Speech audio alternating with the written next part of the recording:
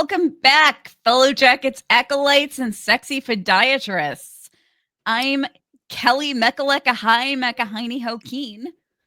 I'm jazzy, sexy-ass podiatrist Shamanic. I almost went with dog chair fan club president, but oh, that's pretty good. I also had a verified berries. Because there's both verified and unverified berries in this episode that I'm concerned with. Yeah, I love that. I love that she had to verify. Yeah, I called and checked. Yes. Classic Missy. So great. Oh my gosh. Welcome if you're new to us. If you're not, welcome back. You're with the Antler Queens, the most inclusive Yellowjackets podcast, where we shove peace, love, and Yellowjackets down your beautiful goddamn throats. We also talk openly about real life issues as they relate to the show, such as mental health, bigotry, abuse, etc., because these conversations are important. If you're unaware of our new format, we start the show with a bit of news and or web commentary, followed by a detailed recap, followed by an in-depth analysis. And the sections will all be marked in our episode descriptions to make it easier to skip to the parts that suit you. And I once again apologize for the sunglasses. My eyes are still acting up. It's been like a whole week nonstop of my eyes wanting to burn out of my skull. You don't need to apologize for that. Yeah. You really don't. I know, but you don't. Yeah, I know. They're fantastic sunglasses. The world is lucky to see them. Thank you. Ever since it's funny because I kind of like ever since I got viciously attacked for wearing sunglasses on my show, I kind of made them my thing, and I started this like fabulous collection of awesome sunglasses, and I'm pretty impressed. I used to not care about sunglasses, but now I love them because that's the right attitude to have. Yeah. Absolutely. Yeah. I like to think that Helly R was inspired by me. That's a Severance reference for those of you who don't watch Severance, which you should be watching. Yeah, get on there. Watch that Severance.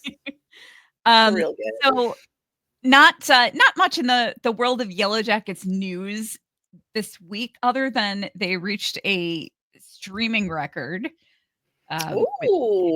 2 million, which it's so funny because I'm like that. Which, I mean, I guess that's good. It's so funny because I was watching Walking Dead at its peak when it was like ridiculous. Yeah.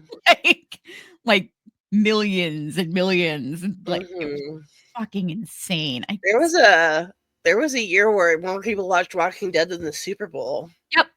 I remember that. Yes. Yeah, I mean, it was pretty ridiculous. But yeah, let's we're covering episode 3, Them's the Breaks. I apologize, we meant to get this out earlier, but shit happens, and we are now getting back on track though. So we're going to be recording our episode 4 recap ASAP. I promise. So hopefully the goal is to have it up there as soon as if you finish. If you're the type who watches the episodes on Friday night, the goal is to have them up there when you're done watching the episode. So, but yeah, let's just jump into it. So we kick things off in the teen timeline. Mari is tied up in Coach Scott's lair, quietly and sadly singing "I Am Too Sexy" by Right Said Fred, adapting it to her own situation by singing that she's too sexy for this cave. Scott approaches her with some homemade bat fritters and a can of bear mace for safety. Mari does a cringeworthy job of trying to seduce Coach Scott, and it is extremely cringeworthy. Coach reminds Mari of all the different ways she's disparaged his character before the wilderness, but she claims it was just her schoolgirl's way of trying to get his attention. Disgusted, Coach Scott tells Mari that he's gay, and even if he wasn't, he'd rather poke a bat bone through his eye and to his brain than ever have sex with her. I was hoping he would say he would rather put out a campfire with his face. As he begins to leave, Mari changes tactics and innocently asks if he's going to finish his bat. As he turns back to hand it over, she snatches the bear mace from his belt and points it at him, telling him not to move. He tries to calm her and take the can, but she immediately sprays him in the face. Screaming, he wrenches the can from her grasp and sprays it into her face. Like two stooges longing for a third, they both writhe in pain around the ground, screaming and cursing at each other. Helping Mari clean the bear mace from her eyes with water, Coach asked Mari what her plan was to escape when she was still tied up. She offers to tell the girls that she fell and hurt herself and got turned around in the darkness, so it took her a few days to find her way back. She asks Coach what his plan is and how long he's going to keep her tied up. He seems to not have an answer. Later on, Coach approaches Mari with a knife and orders her to her feet. She begins to cry and plead with him, but he firmly demands she stand. Teary-eyed, he contemplates her for a few moments as she panics, then cuts her ties free, ordering her to go. Mari immediately uses her freedom to overpower Coach and knocks him to the floor, hitting his head against a rock and knocking him unconscious. Back at the settlement, Melissa tries to quietly approach Shauna in the woods, but is accused of stalking. She asks if they can talk, and Shauna invites her to sit. The moment is interrupted by a commotion from the camp as Mari arrives back from her cave adventure. The group fawns over her, delighted she's returned, but Shauna asks where she was. After making a joke about walking back to civilization to fuck Shauna's dad, she explains that she fell into a pit and dislocated her knee and thought she would die in there like baby Jessica. Shauna questions how she got out with her knee so messed up. Mari hesitates before admitting Coach is alive. Van insists that Coach Scott has lost it, and most of the girls agree. Shauna asks Mari if she can find her way back, and she says she's going after him before he comes after them. Natalie tries to slow everyone's roll, but Shauna immediately accuses her of not wanting to find Coach. Defeated by the will of the tribe, Nat tells them all to get ready to go out and search. Lottie approaches Aquila, who's preparing to go out hunting for Coach Scott, and asks her to stay behind and commune with the wilderness. Aquila shuts her down hard. The girls march through the woods with torches, intent on finding Coach Scott's cave. Mari falters for a moment, but insists she's got this. The girls approach the cave. They find that Coach has blocked the path with rocks. The girls split up and continue their search. Van, Shauna, and Aquila climb up into a damp chamber that puts out Shauna's torch. As they enter the chamber, Van's torch sputters like crazy. They decide to head back, but suddenly Shauna and Aquila have disappeared and Van is alone. Van tries to find the other girls, but sees a strange door at the back of the cave. Going through, she's back in the burned down cabin. She's said to the chair in the front of the fireplace and stares into the fire. Aquila finds herself outside, surrounded by delicious berries she immediately feasts upon. She sees some pinned up goats and sheep and bends down to pat them. A talking llama warns her that they will bite. She laughs and says that sheep don't bite. The llama retorts, everything with teeth bites, and everything will defend itself. He tells Aquila they're calling her as the horrible animal noise surrounds them. Shauna floats in the lake, having a peaceful moment when she hears a young boy cry out, "Mommy, Mommy," from the shore. Delighted, she swims as quickly as she can toward her little boy, but gets no closer no matter how hard she tries. Van is still staring at the fire when she realizes the rocking chair she sat in has become a plain seat that she's strapped in and can't get out. Hands of dead Yellowjackets grasp at her as she struggles to get out of her seat, and the fire roars forward to engulf her. She finally manages to escape and runs toward the cabin door. The llama tells Aquila it can be easy or it can be hard, but either way, it's going to get what it wants. Looking down, Aquila can see that her feet are slowly sinking into the earth as vines rise up to pull her downward. Shauna begins to sink toward the bottom of the lake, still struggling to swim to her son. Something pulls her violently under. Suddenly, all three of them are in a classroom being instructed by Lottie. They try to figure out whose dream they're in, but Lottie says there is only one dream. The man with no eyes wheels a janitor cart past the door, and we see Jackie sitting in the front row, playing with a snap bracelet. She snaps it over and over on her arm harmlessly before passing it to Aquila. She snaps it harmlessly once, then Van tries and it cuts her arm. She cries out in pain, tossing the snap bracelet aside. Jackie picks it up and scolds her. It's just a cut. Don't be such a baby. She snaps the bracelet around Shauna's throat and it immediately begins to bleed as Shauna struggles to breathe. Lottie tells Akila to help her. She struggles to remove the bracelet, but she can't. Lottie tells her she has to or they will all die. Shauna's face becomes ashen when suddenly they are snapped out of their dream and she and Akila wake back up in the tunnel to Coach Scott calling out to them for help. He's pulling Van out of the cavern, telling them that it's full of some kind of gas and they have to get out of there. They all collapse on the ground, struggling for breath, when the rest of the girls finally catch up with them. Natalie points the gun at Coach's face and lets him know that he's coming with them. Mari stands beside her, looking conflicted. Colt by the cure plays as Coach Ben puts up his hands, surrendering himself to wilderness justice. All right, now let's move on to the adult timeline. Okay. We start off with Van sitting at a doctor's office waiting for some test results. The doctor enters and explains that it appears that her cancer has stopped metastasizing. The doctor continues speaking, but Van is no longer processing anything she says, staring into the distance with a look mixed with wonder, confusion, and horror. At the Sudeikis, Callie tells Shauna how much she's enjoying the freedom of being suspended, and Shauna asks what she and Lottie were talking about last night. Callie smiles knowingly, but they are interrupted by Lottie announcing herself as she's entering the room and asking for praise that she didn't linger in the hallway and eavesdrop. Shauna begrudgingly agrees and offers Lottie some pancakes.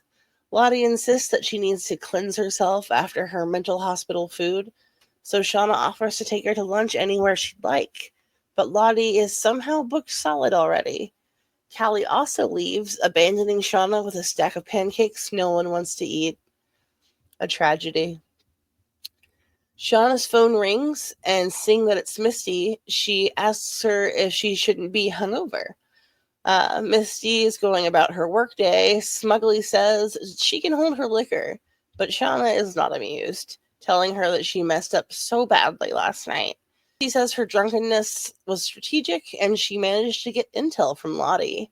She asks Shauna to meet her for lunch nearby. Callie meets Lottie at a nearby clothing store after lying to her mom to get away. Callie tries to act casual, but Lottie calls her bluff immediately, asking her why they're there and why Callie's so intrigued by her. Lottie hands Callie a red dress, declaring that it would be perfect on her. Callie's flattered, but balks at the price tag.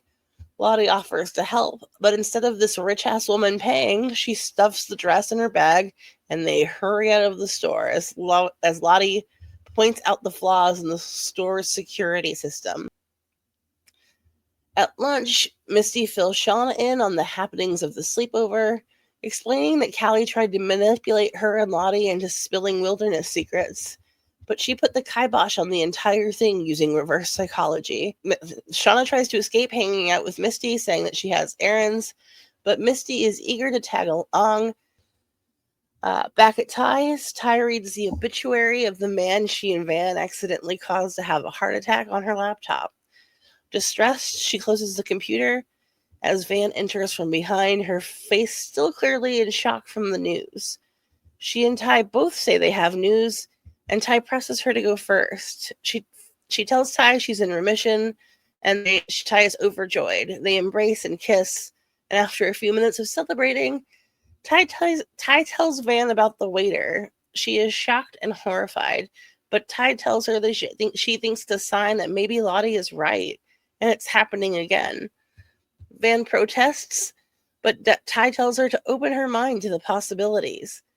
She pulls a candle from her drawer and lights it, chanting, "We hear the wilderness and it hears us," over and over, as Van looks on in a mixture of horror and intrigue. Misty is deeply enjoying her time driving around with Shauna, likening them to Thelma and Louise. Shauna is not having a good time already, when suddenly the brakes fail, sending them careening into traffic as Nookie by Limp Bizkit plays in the background. They pull into a park and use a hill to slow their momentum, narrowly missing some park goers. Once they are finally stopped, Shauna immediately goes on the attack, blaming Misty for meddling with her car and for leaving the cell phone behind at the restaurant. Misty is totally baffled and asks why she would meddle with the car when she could be hurt too. Shauna says she doesn't know why Misty does most of the things she does, listing off several of her more peculiar activities, including kidnapping and taping Natalie having sex with Kevin. Misty gets out of Shauna's car in a huff, saying that Shauna is not her best friend and she deserves better. Shauna arrives home to find Callie and Lottie dancing and singing in the kitchen to Cass Elliott's Make Your Own Kind of Music. Lottie is cooking dinner, and she and Callie are drinking wine. Shauna asks what's happening, and Lottie tells them they're dinner to thank her for her hospitality. Callie urges her to try some of the food, which she agrees is good, until she notices an all too familiar necklace around her daughter's neck. Shauna reacts in horror, questioning where it came from. Lottie says that she gave it to her. It feels right. Can't Shauna feel it? Shauna begins to freak out, insisting she doesn't feel anything except the fact that Lottie is just as fucked up as ever, and she tells her to take her shit and get out of her house immediately. Callie protests in the background, and Lottie says that the necklace never met what Shauna thought it did. Shauna turns and yanks the necklace off her daughter's neck and screams for Lottie to get out. Her face is full of rage, and Callie looks terrified as she and Lottie run from the room. Shauna furiously swipes the meal Lottie was making into the floor. Ty and Van sit on the couch, watching a recorded VHS of Pee-wee's Playhouse and reminiscing about childhood. They snuggle on the couch when suddenly an old ice cream commercial plays featuring the No-Eyed Man, this time with cartoon eyes popping out of his head as he enjoys his ice cream. Ty freaks out, insisting that it means something. She looks up the ice cream shop, but it is permanently closed, perhaps due to really bad advertising. Van tries to slow her down, but she is charges to get ready, insisting that they have to check this out. Misty arrives home furious. She smashes the framed picture of the girls at the reunion and lights it on fire, dropping it into the fireplace as she walks away. Ty and Van arrive at the dilapidated ice cream shop. Everything is locked up, but Ty forces her way inside. Inside is ramshackled, torn apart, completely dilapidated. But outside the window, they hear a coyote kill a rabbit. It stops and looks in the shop windows, staring at them with a rabbit dangling from its jaws. Ty asks what it wants, but Van says they know what it wants. More. Interesting episode. A lot of mixed opinions online from what I saw. Oh, yeah. Yeah. I liked it. I liked it. I thought it was a solid episode. I'm almost wondering if people didn't like it because of the very long dream sequence. Yeah. Sometimes people have a problem with that. The dream sequence was strange. Yeah. I enjoyed the talking llama though. Yeah. I am always bothered when people are having simultaneous hallucinations, like they're tripping together and they're all in the same experience, because that's not a thing. Yeah. What I don't understand is so, like, what was the thing about, like, Ben said that there's a poison gas? Yeah. I mean, there's obviously some kind of gas in that cavern, because when Van's torch is like that's flaring up in response to the gas. But bat shit makes people go crazy. Like, that's why they think that's because, that's why the phrase bat shit crazy exists. Mm-hmm. Like, bat shit can make people hallucinate and and lose their minds. So and if they're eating bat, there's probably bat shit all over that cave. Oh, for sure. So it's weird that they inserted something about gas in there when Mari pretending to enjoy that bat was really funny. Yes. Mari and Ben's that whole opening sequence is like gold. I just really enjoyed it was fantastic. It was fantastic. Mhm. They're the duo we didn't know we needed. Yeah. Her like trying to hit on him, and he's like, "What about when you said I was ugly and stupid?" And she's like, "I was just teasing." Like, like that assistant soccer coach is Latin for creepy pedophile or something like that. Like, they're good. It was funny. Pervert something, yeah. Yeah. Pervert freak or yeah. But yeah, and it's like you spread a rumor that I had raging gonorrhea. Less competition. Like, they say that Mari's dumb, and maybe she's not book smart, but she's quick with the comebacks. She is. Yeah. I went back to civilization to fuck your dad. It's savage. Savage. I love her. Where has this Mari been? I know. My God. Like, that was brilliant. I need more of this. I need more of this Mari, please. Give it to me. Like, bump up her role and just and make her like this all the time, because I couldn't get enough. She's fucking hilarious. Funny. Yeah.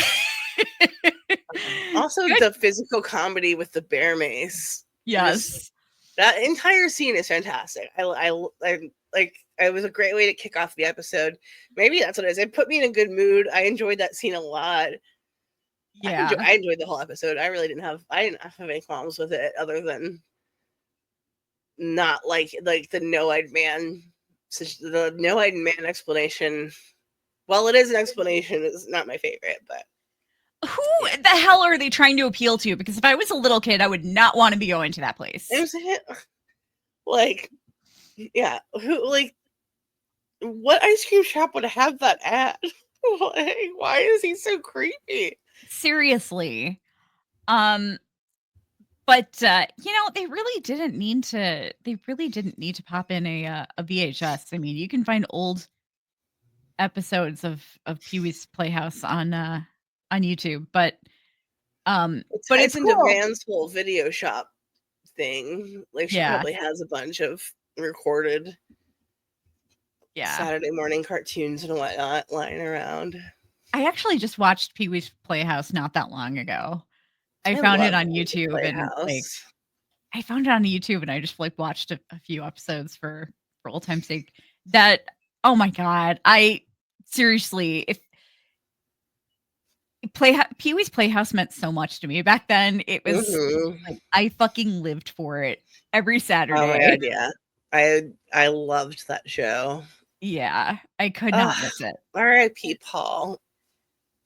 We miss you. I know. He was such a cherished treasure.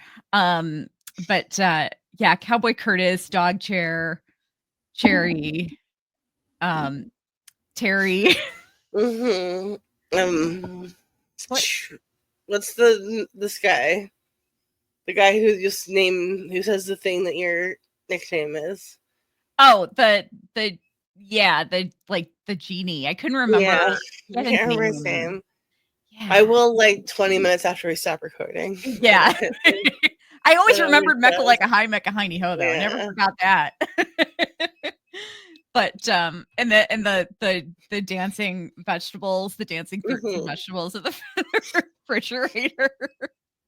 I just always hated Penny. I'd always get mad when Penny would come on. I hated the Penny cartoon. Not my favorite part. No, it made me angry. I love that they were watching that, though. I know. I used to love Cowboy Curtis. Lawrence Fishburne. I know. My good friend. Cowboy Curtis and the window. I liked the window a lot. Oh my gosh, yeah. I gotta watch some Pee-wee's Playhouse. What a great piece of media history. It always made me mad, though, that Dog Chair was always so overlooked. Because, why did Cherry have to be the special chair? Dog Chair's a dog. Cherry had that union contract for like a set amount of lines. Yeah. So- Like, you know, I mean, I'm a dog lover. I want a dog chair to be the special chair. But Very yeah, fair. It's a strong yeah. argument. We can go back in time and try to become writers on Pee-wee's Playhouse. I If like that to was think. an achievable dream, I would do that. Oh God, seriously. I like to think it was called the dog chair because it was a comfy place for dogs. Because that's what this kind of is. My little lounge here. It's the dog chair. I have a cat chair right next to me at all times. Yeah. But anyway, I'm just amazed that that's the explanation for the no-eyed man.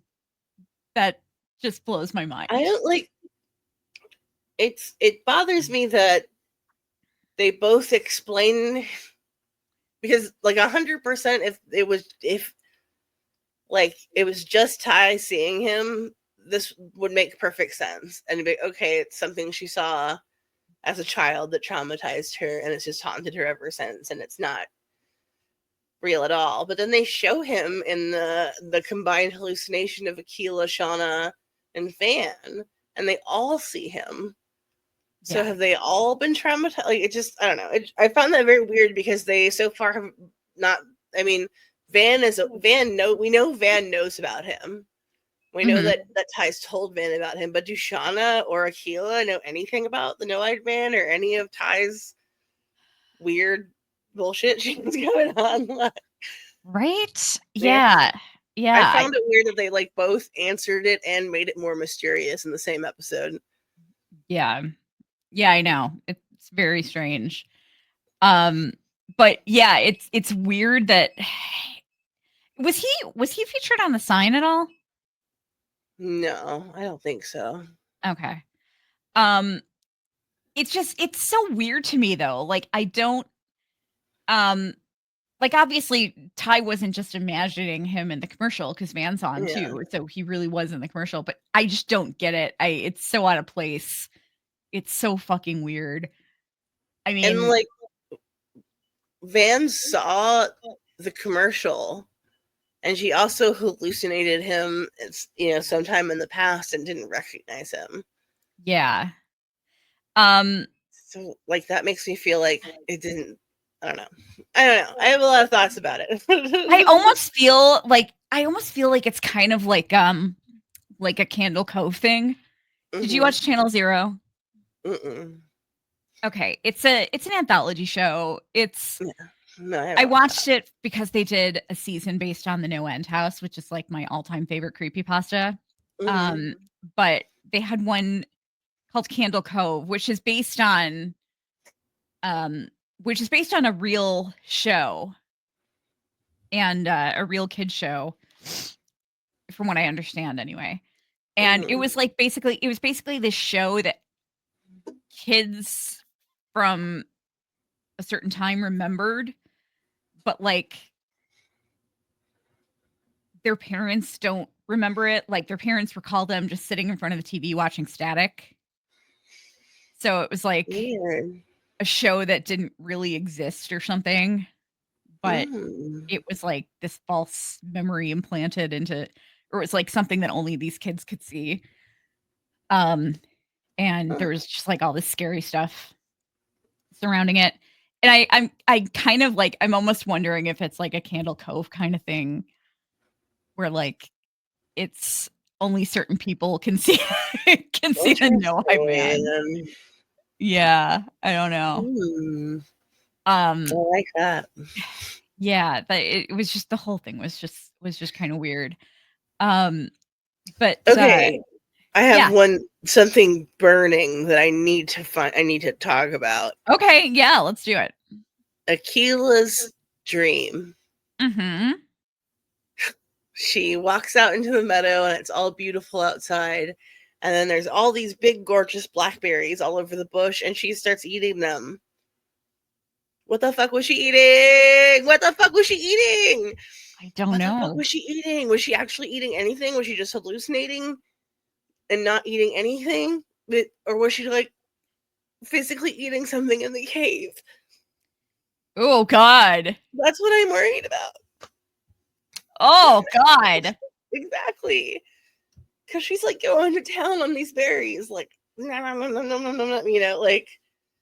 Oh, I don't know. I What was she know. eating? That really haunted me. Yeah. Like, Oh is she God. actually eating anything? Is she just miming eating something?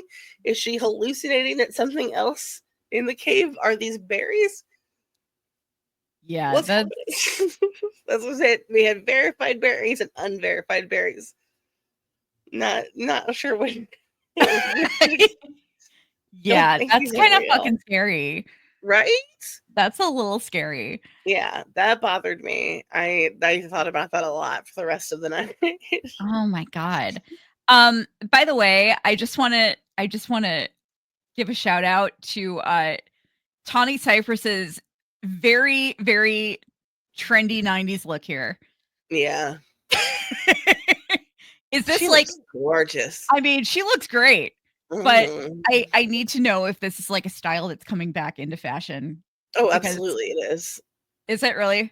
Yeah, yeah. The whole the 90s fashion is all back. Yeah.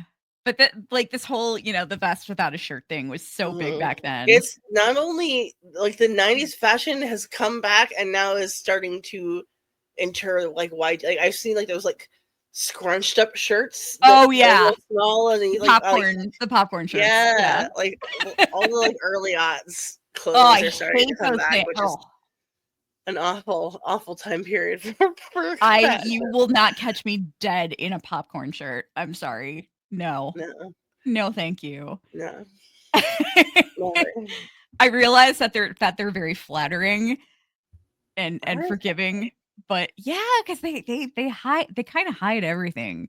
But no, I've never no. worn one. The like just the look of that fabric makes me itch. Yeah, no, no, no, thank you. No, there's only one 90s fashion, or early aughts fashion that I was super excited about coming back, and that was the V-neck contrast collar cable net sweaters. Oh yeah, that was pretty good times. Yeah, I had to go out when they became easy to find, I had to get myself one because I was obsessed with them in the 90s. Um, but, I only have one, I need to get another because they're, like, my favorite sweaters ever. Um, but, yeah, I love the vest with no shirt look. I Yeah, if just that's a thing, I'm great. very happy. Um, of course, we can't all have arms like Tawny Cypress, but, whatever. So I'm wondering why uh murdering this waiter didn't murder him, but this waiter dying is what cured Van's cancer. Or Yeah. why wouldn't it have been Natalie and Kevin? And did anyone else get shot today? I guess it was just Natalie and Kevin. Like, wouldn't that have been enough? Or like, I don't know. Like I just think it's strange that they not sacrifice, but Natalie dies, who's someone they're very close to and they care about, and then Yeah. like that doesn't have any effect, but like the death of a random waiter they've never met before does. Yeah, I I guess I don't know. know how wilderness medical like insurance works, but I Yeah, don't know how regular medical insurance works. So it's very strange. Um, so they gave his name there. They showed his name here, Ethan Pines. So I'm wondering if he'll like come back up. They zoomed in on a couple of details about him. Okay, mhm. his deep love of woodworking. What is it with guys who are into woodworking dying on this show? That's weird. Seriously. Maybe this is the wilderness trying to pay back people for cutting down trees. Maybe. He was also a hell of a guy that was highlighted. So, I don't know if that means anything, but, whatever. Um, But before I forget, I want to do this before I forget. Favorite needle drop this week? Oh, I mean, we talked about this a little bit earlier. I'm just gonna stick with my answer. Is Mari seeing "I'm too sexy for this cave"? I thought that was so funny and like Yeah. cute and a little kind of sad. But the true moment is the one that you said earlier. But I'm not going to steal yours because that was my favorite music moment of the episode. Yeah. I'm definitely going with make your own kind of music. Yeah, Um, absolutely. except if you're a Dexter fan, if you watched all the way through the final season, you know that you cannot hear that song without thinking of Dexter. That Dexter's kind of forever ruined that song for me for like not associating it with anything else. I love everything that Cass Elliot sings. She's had the most beautiful voice ever. Yeah. Like, so great. Yeah, absolutely. Mm-hmm. Yeah, I used to love Mamas and Papas. Mm-hmm. But yeah, I do love that song though. It's a great song. I'm a massive Cure song. I'm a massive Cure fan, but the Cure song that they used in this episode wasn't really one of my favorites. And yeah, I'm never picking Limp Bizkit. Sorry. No offense if you're into No. them, but It was yeah. funny. Like Yeah, it was. it worked for the scene, but yeah, Lip Biscuit's never my favorite anything. Yeah. But the I'm Too Sexy though by Right Said Fred is I appreciate that song. I hated that I song hate so that much when it was song. out.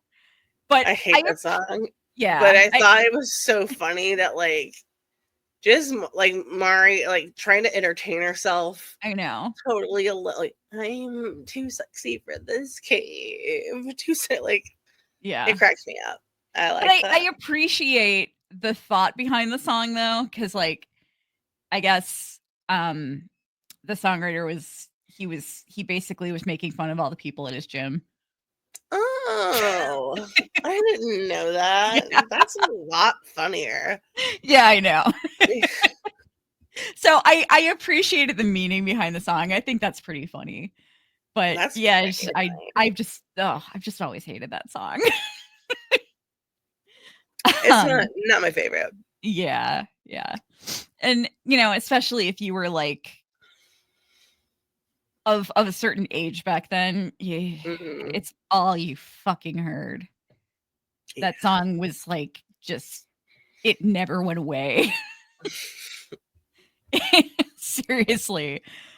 Um but guys, my favorite Neil drop though is yet to come, and that's in the end of episode 5. And I swear to God, I almost screamed when I heard it. It was a good one. Very last song in the episode. Obviously, I'm not going to tell you what it is, but oh my God. And if you're familiar with my music taste from what I've talked about on the show, you'll understand why it's my favorite. But yeah, and again, before I forget, let's just do the Sassy Magazine Award and the You Zubaz do it now? Award. All right. Yeah, let's do it right now before I forget again. And you know, who's your Sassy and Zubaz this week? Oof. My sassy this week is going to be Aquila again. Because I'm really afraid we're going to lose Aquila soon. I know. It is stressing me out. Huh. We know she doesn't make it, so it's just like a time, like a countdown to when she's gonna be gone. But Yeah. her like telling Lottie, "I'm not here for your crazy bullshit," was great. I loved that, and also her being the deciding factor to go into the cave. Yeah. Like she's so gentle, and she's so kind and caring, and like her being like, no, we have to do this, like Yeah. that carried so much weight because, like, I'm pretty sure everyone knows, besides Nat and Misty, Akila's probably the person who wants to cause harm the least. But Yeah. they're not going to have peace knowing that he's out there. Mm-hmm. Yeah. I loved that moment. I was like, damn, Akila, you're a gangster. I also loved her dream sequence of the three was the most interesting. Yeah. Although Yeah, I'm sad that definitely. it is going to push her into Lottie's clutches, for sure. Yeah. Yeah. But yeah, I thought Akila had a great episode. What do you, by the way, before you get onto your Zubas award, what do you think that whole, like, that speech from the llama, what do you think that was, what that meant? I don't know. Do you think that it was a reflection on her because she's kind of like, she's really sweet and she, like she was saying sheep don't bite, and the llama's like everything with teeth bites, it'll defend itself. Yeah. Do you think that was like maybe a reflection on her, or do you think it was like maybe, I don't know. I think, like, it was maybe telling her not to be too comfortable. Like, Yeah. it kind of seems like they've mastered. I think the girls feel like they've mastered the elements at this point, and that they're, able to thrive and live and continue, and it's either the wilderness or it's something in her, more likely something in her telling her, no, like, you guys are, pretending. This is not safe. You're not safe. Yeah. You need to, like, continue to defend yourself. But unfortunately, I feel like she's going to interpret it like she should be listening to Lottie. Oh, God. Which I don't want anyone to do. I love Lottie, but don't listen to Lottie, guys. She's No. medicine. Nobody should be listening to Lottie. Medicine. No one should be listening to Lottie this season.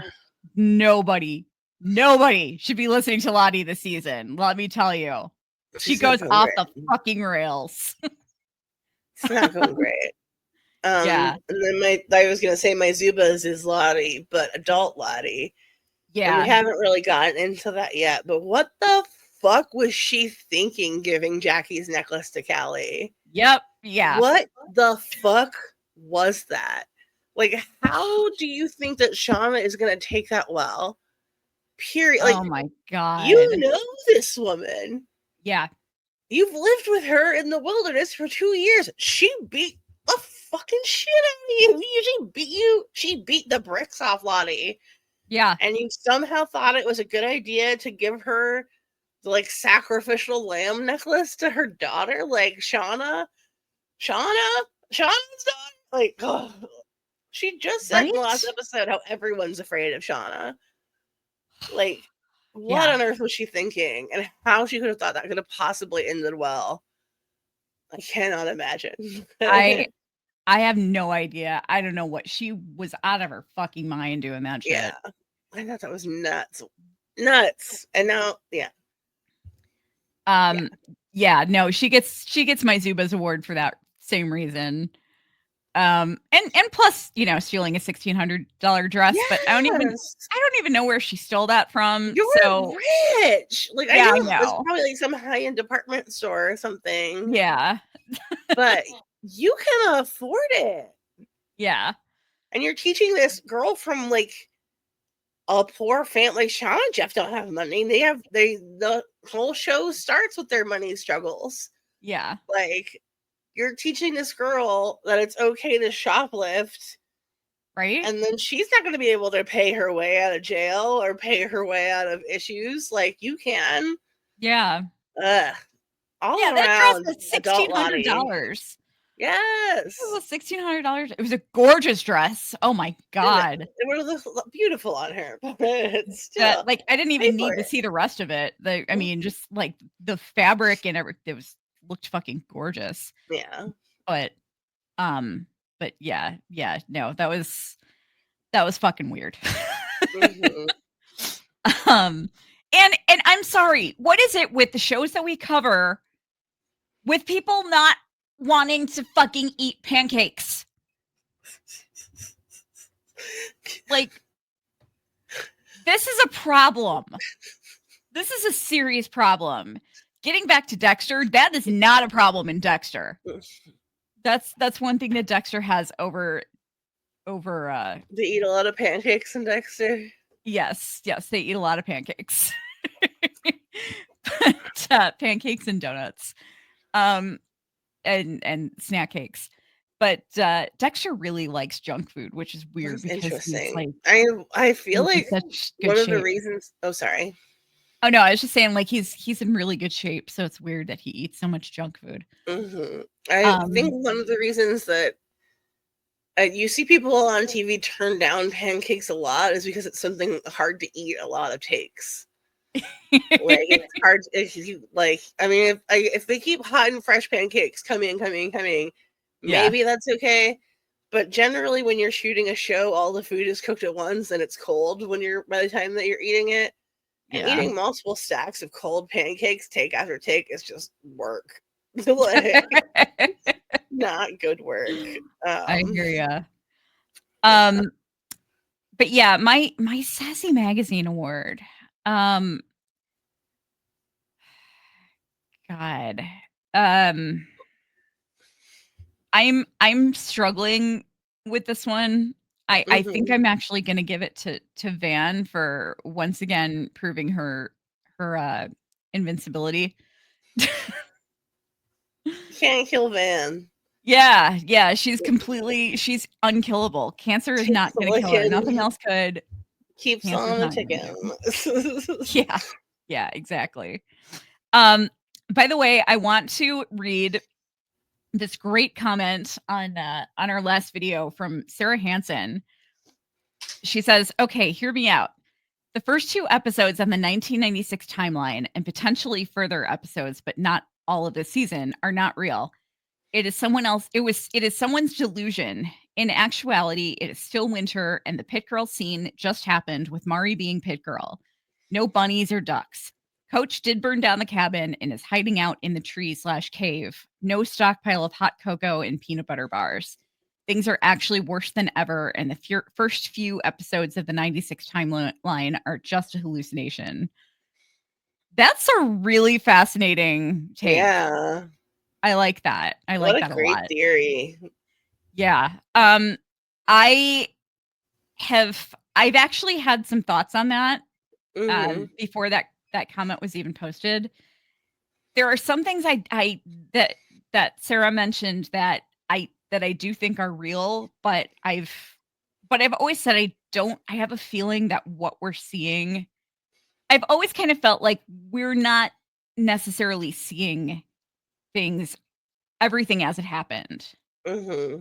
Like some of these are just false memories. But to what extent, I don't know. I mean, because it could also be, think about it. I mean, it could be that somebody might be writing a book. We might find out later that somebody might be writing a book about their time in the wilderness, their time being stranded in the wilderness. And things always get embellished and, Yeah. Yeah. So, like, I have a hard time believing that everything is accurate. Because it's coming from, like, unreliable narrator. Yeah. It's so I think some of it could potentially be delusions. I've like I said in the last episode, I felt more and more like a lot of what they are seeing and experiencing that appears to be supernatural is just illusions. And I'm not going to spoil anything, but something happens later this season that kind of hints toward that a little bit. Oh no. But it's just one small thing though. It doesn't say anything about like all their experiences in the woods, but But yeah, so I mean, I think that there could be explanations for why we're seeing all this supernatural type of stuff, and I think some of it could just be hallucinations. I think it's extremely possible. I mean, I think a lot of it's hallucinations, but Yeah. have you Yeah. heard about the Cinnabar theory? No. Cinnabar is a byproduct of mining mercury, and it Oh. I mean, mercury also makes you crazy. Yeah. But it makes, when you're mining mercury, cinnabar turns water red, and Okay. it affects animals and makes them like slow and like docile, which would explain the bear. Okay. My thing is, though, where are all these animals coming from? Yeah. Like bunnies, okay, you only have to catch 1 or 2 bunnies to breed a shitload of bunnies. But like, well, you need at least 2 bunnies. But like the ducks and the deer, like there was no game in the woods when they arrived. They talk about this multiple times. Like Natalie and Travis like have a really hard time finding Yeah. animals, and suddenly like the woods are teeming with animals, which just seems strange. But um yeah, there was another. Yeah, you would have thought that they would have been able to catch like a ton of fish or something at the lake, but Yeah, we never saw them eating no fish or fish. anything. Yeah. Yeah. Yeah, they were never able Um to catch fish. which, if all the water is contaminated with mercury runoff, that makes sense. And Yeah. also why they are like all hallucinating and shit. Yeah. What do you think wait, did you ever say you're sassy? Van. Okay, yeah, you're right. Sorry. Okay, what do you think the noise is? I know what the noise is. You know what the noise is? Oh, because you've seen. Okay. Yeah. If you didn't know, what did you think the noise was before? I have no explanation. What do you have any ideas? I mean, I'm assuming it seems like there's a bunch of underground element to this place that we haven't seen yet, and it's been foreshadowed with like Lottie's dreams and stuff. I'm thinking like we were thinking maybe like it's a combination of gas, like burn off, because there is gas in the caves, and bats. Yeah. But like I don't know, like they hear it everywhere. Coach Scott and Mari hear it. They hear it at the camp, and when Nat fired her gun, it stopped. Yeah. So I don't know. I have a lot of that was my best guess, was that it was some combination, maybe bats in a cave moving like in a large unit, or in an underground like mine tunnel or mine shaft or something. Yeah. Yeah, the noise gets explained later this season. I figured they were going to explain it eventually, but Yeah. that's been on my mind. I don't think that it's the complete explanation though. Mm-hmm. I think that some of what they're hearing is also auditory hallucinations. I think it's being kind of like blown up in their heads a little bit, you know what I mean? Mm-hmm. Um because I always watch with the captions on, and when the noise was like when they were hearing the noise, there one of the things that it said on the screen was baby crying. Mm-hmm. And so I'm wondering if like Shauna was hearing that, you know? Because I can't like I don't know why it would say baby crying. Like I don't know. yeah, I think so eh, so I do think a lot of it is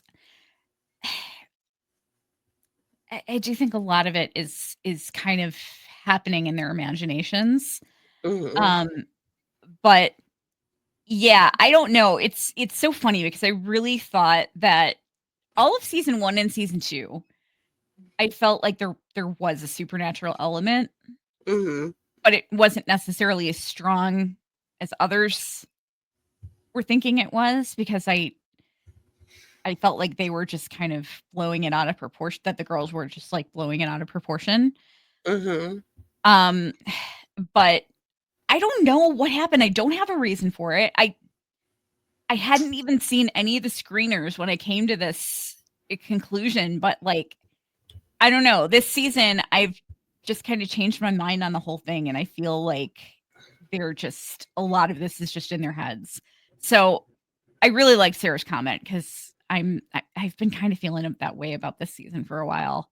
That we're gonna find out that just a lot of this really isn't happening.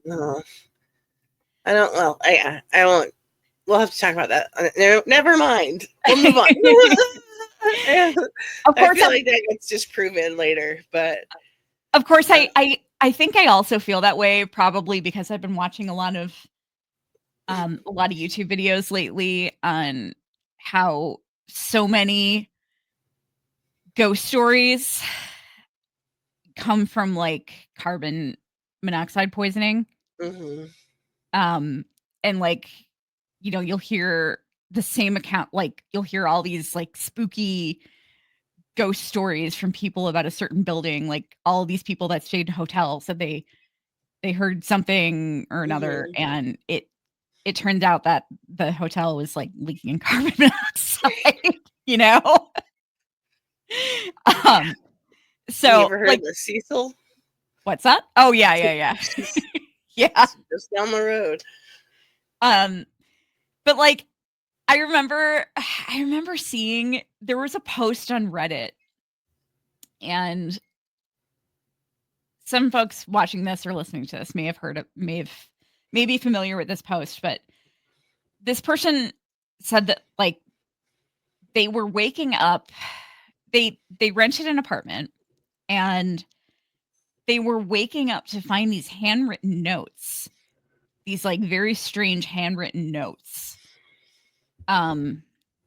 that like I think there were notes to their landlord or something, but they were really strange, and they felt like their landlord might be sneaking into their apartment.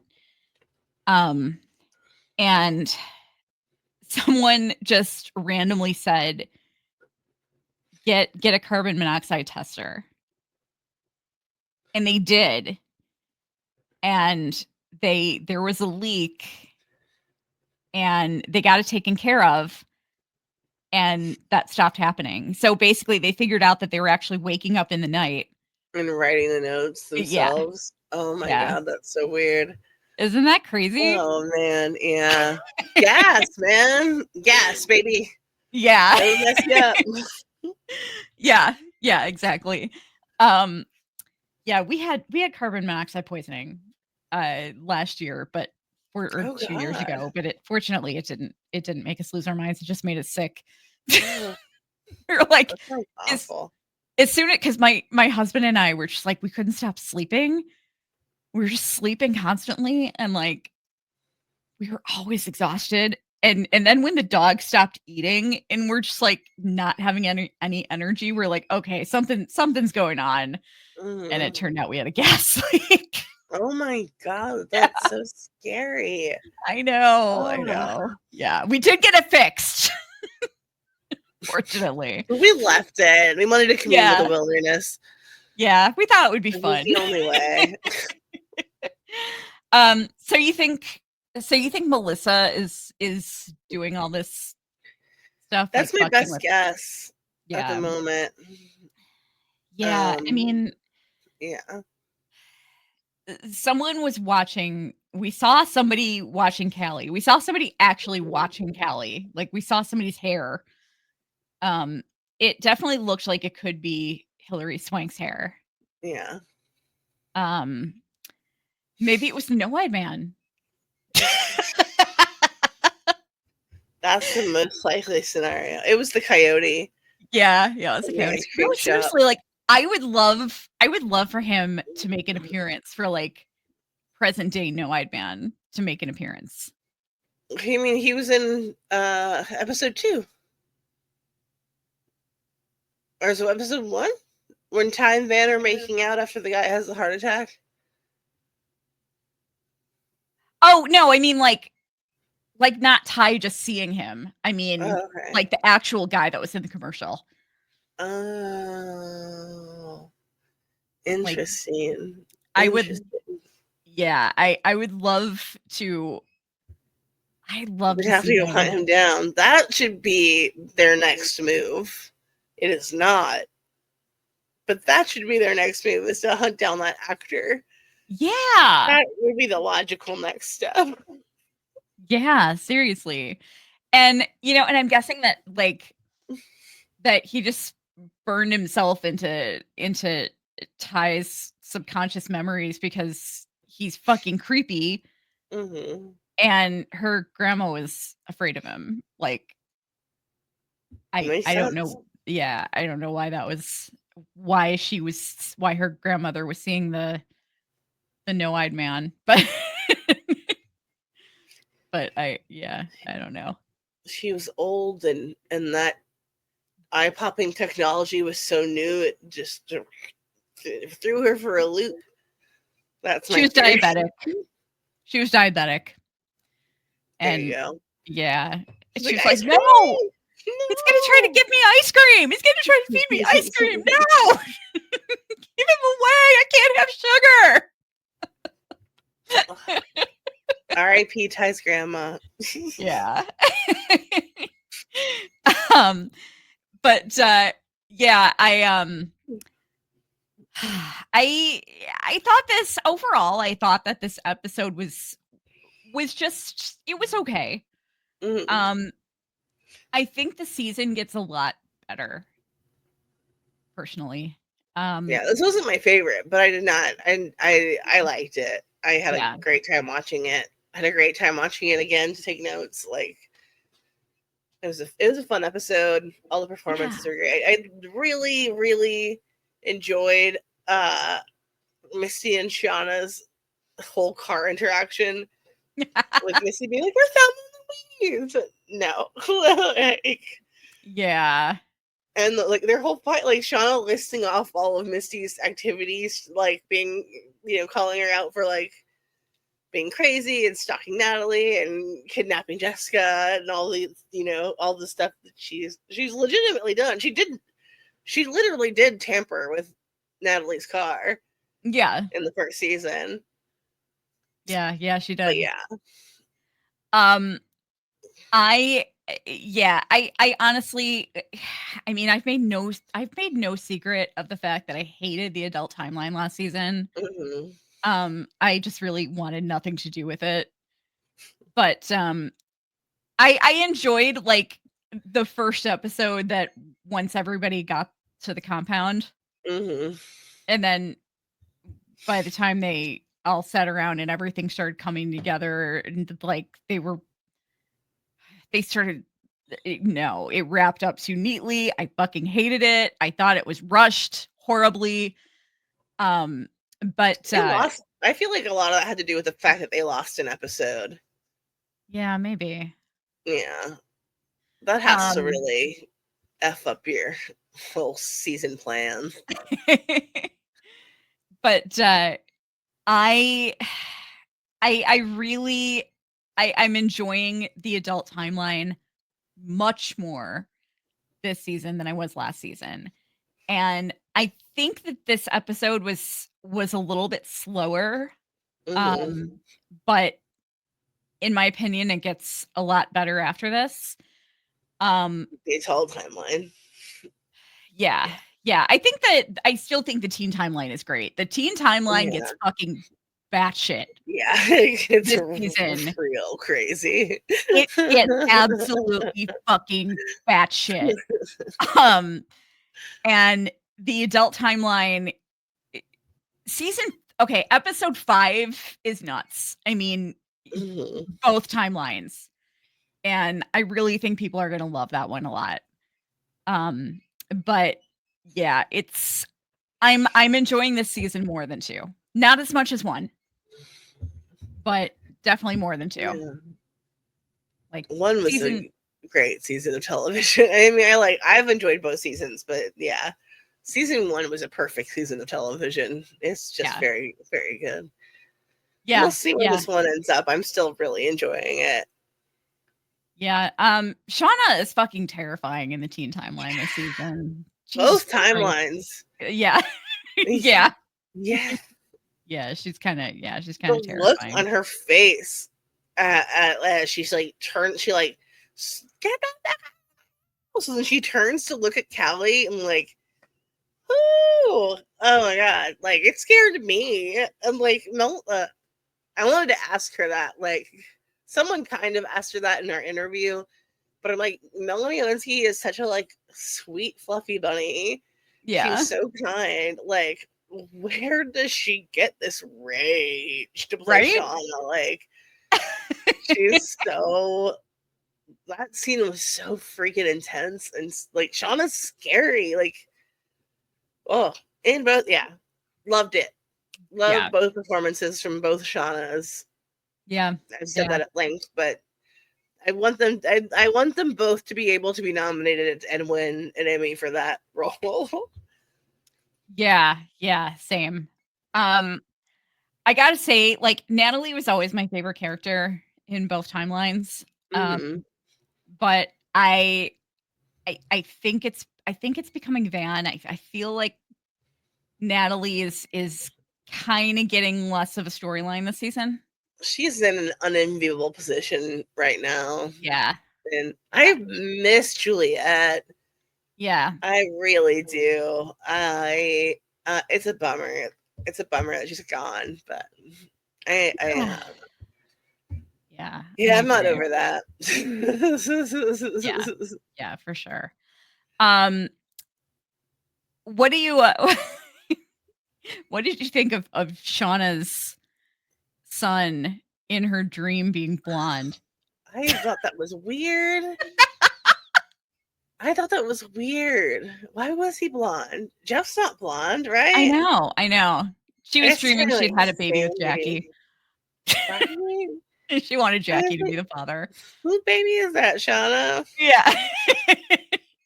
Or Melissa, whichever. Yeah. She wanted Jackissa. Or Melky. So you were saying last episode that you didn't think Melissa was actually attracted to Shauna, that she was just trying to like grasp for power. Are you over that? Yes, I've changed my mind. I think she's way into Shauna. Yeah, she's I agree. I agree. She's way into Shauna. It just seemed weird to me because like I don't know. It's she mentioned it kind of comes out of nowhere. It does, and she seems so afraid of her that like I felt like maybe she could have kissed her just to try to like stop her from threatening her further. Because she was freaked out and she didn't know what to do. But no, I definitely think she's into Shauna now. Absolutely. But yeah. Now, as for Shauna, if she's truly into Melissa, or if she's just gay for this day, I don't know. I kind of go back and forth between that because I'm still convinced that she had feelings for Jackie. Oh, she absolutely had feelings for Jackie. Yeah, she absolutely had feelings for Jackie. There's no unless you're like blind and crazy. There's just no denying that. Yeah. I even think it's a part of the reason that she like hooked up with Jeff. Oh like, yeah, absolutely. Yeah. I think so too. I think she's attracted to Jeff, and I think that she loves Jeff. I don't think she necessarily respects Jeff, but like I think she does love him and care for him and is attracted to him. But I think a lot of it had to do with like, that like the power struggle between her and Jackie, and like she couldn't get with Jackie. It was like her desire to be, if that's like the closest she can get to being with Jackie is secondhand, like stealing her cast-offs. Yeah. I never really felt that Jackie returned the feelings, but I've always felt that Shauna absolutely had a thing for Jackie. Do you think Jackie had feelings for Shauna? I do think that Jackie had feelings for Shauna, but I don't think that Jackie would have ever admitted them to herself or acted on them because of her mother. Yeah. I think that I think she would have been like a late in life lesbian. Like she would have probably married Jeff. They would have been miserable. They would have had like a handful of kids, gotten divorced, and then she would have gotten together with a woman. Yeah. Probably Yeah. Shauna. Would have just waited around forever. Yeah. That would be my theory if they had never crashed. But yeah, I think that Jackie did reciprocate the feelings, and I think like it's like that was a part of her desire to like control Shauna and keep Shauna down. Mhm. Is that she like a part of her wants Shauna for herself, but like cannot admit that to herself at all. But I don't think that like, at least in their youth, I don't think Jackie would have ever acted on that. On the Yeah, I don't think so. Shauna 100% would have. Yeah, I don't think she would have either. But yeah, I think that I don't know if she realized that Shauna had feelings for her, but I think that she would have enjoyed knowing that if she did. Yeah, absolutely. Because I do think that she enjoyed like having Shauna as all hers. She wasn't gonna do any cousin stuff with Shauna. Yeah. Have you seen Fallout? Yes. Yeah, that was Ella Yeah. Purnell's so funny in Fallout. I But know. that line stuck out to me, and I've been using it anytime I can. Yeah. Yeah. That was a great show. I love Ella Purnell. Yeah. Good for her. Yeah. Yeah. And I'm glad she's still hanging around Yellowjackets too. Me too. I was so happy to see her in this episode. Yeah. Yeah. And we get her in at least one more episode, we know. I didn't know that. Nice. Yeah, well, that was in the trailer. When she's in that freezer. Oh yeah. Remember? Yeah. Yeah. That was earlier though, right? Did that already happen? Or am I thinking ahead? No, that already happened. No, you're right? thinking ahead. Oh fuck. That didn't happen. Cut that. Okay. Yeah, I mean, everybody knows because it was in the trailer.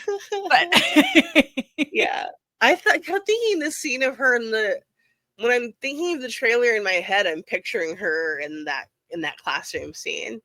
Yeah, but I think I only watched the trailer twice.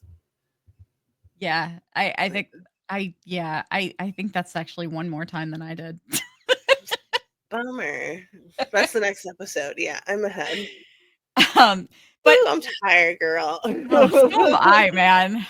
But anyway, guys, did you have anything you wanted to add before we wrap up? I don't think so. Solid episode. I don't have complaints. I'm really looking forward to the rest of the season. By the way, I meant to I meant to bring this up, but last week when I was talking about it, but if for those of you who have never watched 6 Feet Under, Lauren Ambrose is fucking great in it. She and Michael C. Hall were my favorite parts of that show. Mm-hmm. And I'm going for all of those people. I'm going to bring this up here. Anybody who has watched 6 Feet Under knows that this frame lives rent free in your head permanently, and everyone knows exactly what it is. That's Claire. Lauren Ambrose is Claire Fisher, and it was from possibly the most amazing episodes of television I've ever watched in my entire life. I've heard a lot of stuff about that finale. It is just an absolute masterpiece. Oh my God, it's so good. Like I get teary-eyed even thinking about it. It's just, oh my God, it's so good. Like I don't know that anything will ever top it. But But yeah, it's like, it's so funny because it's just this super close up of Lauren Ambrose, and it's not even her entire face, but everybody knows exactly what it's from. But yeah, and it's the last part of the episode is set to Sia's Breathe Me, which is just a great song, but it's just like, it's just so perfect for it's just, oh my God, seriously. Like, you can't really appreciate the finale unless you watch the whole series. So, Yeah. but I think you could probably still appreciate it somewhat, because it's just, oh my God, it's just phenomenal. I've been thinking about just watching the finale because I've heard so much about it. Yeah. I mean, I think you probably could still appreciate it. Or at least the final part of it that I makes got it about so halfway amazing. through season 2, Yeah. and then I took a break, and then I never picked it back up. Aw. Or, But um, it'll happen eventually. but yeah, guys, thank you so much for checking out another one of our episodes. We also, if you're new to us, we also covered seasons 1 and 2, and we also cover From and Severance. So make sure you check out our coverage of those shows as well. And again, I'm really sorry that we got this out a little bit late, but we're still catching up. So we're almost there. So Yeah. for episode 4, we should have that up ready to go by the time you're done watching the I'm early viewing. positive we will have it up. Yes. Yeah, we're trying to crank them out now. So hopefully that will hopefully we're good now going forward. But also please join us on Sunday nights. Immediately following the episodes, we go live, and the live after shows are always a lot of fun. If we get enough people in the chat, we might, do like a fun game or a giveaway or something. So we'll see. But it's always a lot of fun. So come join us Sunday nights right after the episodes. And until next week, peace, love, and Yellowjackets. Buzz buzz.